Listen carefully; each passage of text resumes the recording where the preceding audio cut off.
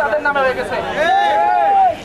এরকম আন্দোলনের সম্মুখ সারিতে রেখে ভূমিকা পালন করছে, তা আমাদের শান্তিপূর্ণ কর্মসূচির উপর তারা এই আঘাত করার সাহস পাইছে।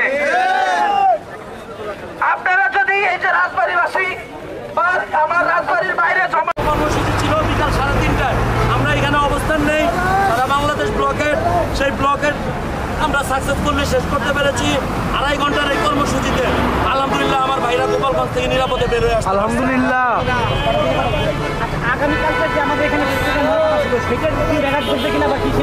ব্যাঘাত ঘটার কোনো সম্ভাবনাই নাই।